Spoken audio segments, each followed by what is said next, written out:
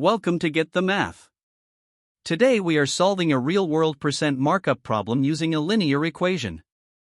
Here is the problem. An electronics retailer marks up the wholesale cost of a laptop by 35%. The retail price is $675. What is the wholesale cost of the laptop? First, define the variable.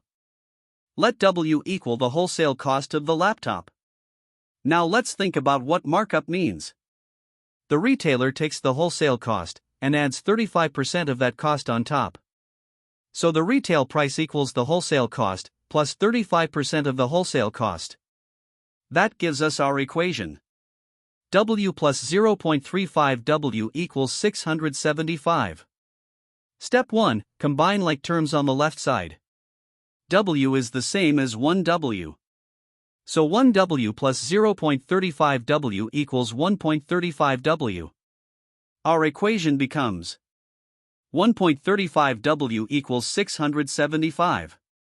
Step 2. Divide both sides by 1.35 to isolate W. 675 divided by 1.35 equals 500. So W equals 500. The wholesale cost of the laptop is $500. Now let's check our answer. Start with the wholesale cost of $500.